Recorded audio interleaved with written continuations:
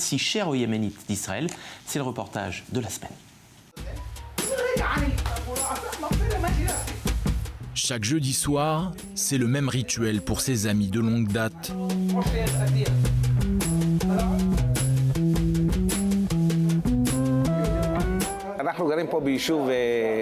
Nous sommes ici à Eliakim, une petite localité où la plupart des habitants sont des Yéménites et le khat fait partie intégrante de nos vies.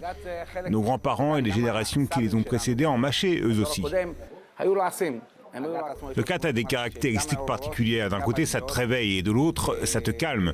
Donc on est là entre amis à parler de tout et de rien pour au moins quelques bonnes heures. C'est histoire de bien finir la semaine. C'est ce qu'on appelle tarzin, un terme qui veut dire se retrouver. Mâcher du khat, une tradition millénaire importée en Israël avec l'arrivée des premiers juifs yéménites. Ça, c'est une branche de khat qui a été coupée il y a quelques heures. Et donc là, je la prépare pour la mâcher. Je récupère uniquement les meilleures feuilles, celles qui sont au bout des branches. Car ces feuilles sont plus fines et donc plus faciles à mâcher. Et puis, c'est là qu'il y a toute la puissance du khat et son goût.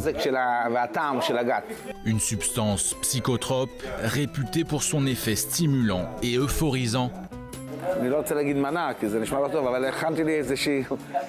Je dois avant tout me préparer une dose, même si ce n'est sans doute pas le terme adéquat. Donc je prends quelques feuilles, c'est un peu barbare, pas vraiment esthétique, puis ensuite je viens placer ça d'un seul coup dans ma bouche, de cette façon, et je commence le processus de mastication.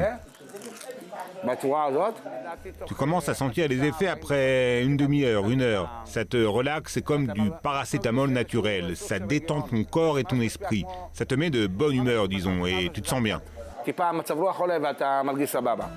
Si ce stupéfiant est illégal dans la plupart des pays du globe, en Israël, le khat est non seulement légal, mais c'est aussi un produit naturel de plus en plus en vogue ces dernières années, et pas seulement au sein de la communauté yéménite. Ce revendeur de khat